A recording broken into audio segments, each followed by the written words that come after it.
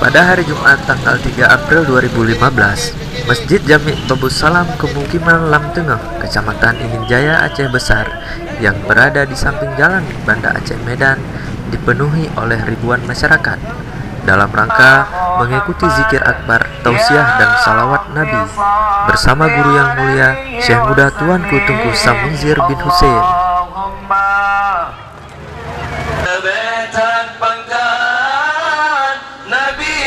Adapun pembacaan Al-Quran dan salawat kepada baginda Rasulullah Nabi Muhammad SAW, yaitu oleh Tengku Idham Khalid SPDI, dan kata-kata sambutan yang disampaikan oleh Tengku Imam Kemukiman Gampung tersebut bahwa beliau sangat senang dan bahagia dengan kehadiran zikir ini di Kemukiman Lam Tengah tersebut.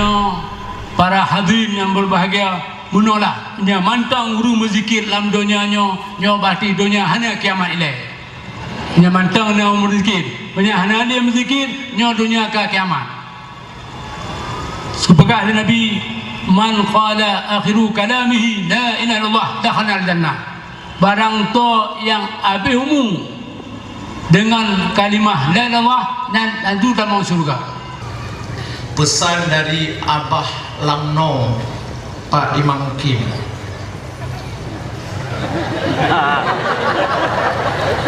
Deken le Abah berkali-kali gonyan bangga dah dengan Syekh Muda.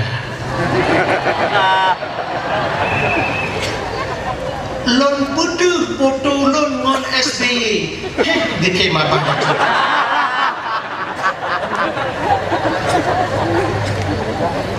Maka Syekh Muda je pedro Pak Abah tengku amal kakain ci kerja Abah lam tonyo kana menduago.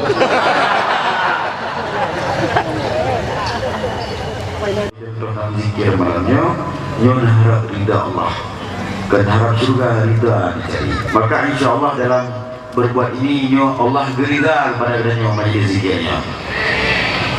Isat Allah karida kepada kedanyo kasanan Allah kedanyo man surga Allah kesawiyo kedanyo kan kedanyo dah kerja Pak Gubernur. Kita bekerja pada Gubernur bukan uang dia yang kita harap, tapi senang hati dia yang kita harap. Kerjanya kerja di bila perlu belum bagusnya kan. Alhamdulillah, zikir, tausiah dan salawat dapat dilaksanakan dengan sukses dan aman.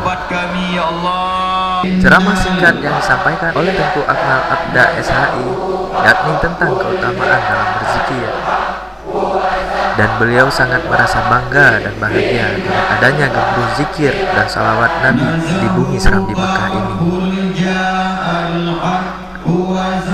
Alhamdulillah, acara zikir akbar berjalan dengan sukses, tertib dan aman, yang dibantu oleh pihak kepolisian, panitia dan seluruh pemuda Kemukiman Lam Tengah Aceh Besar.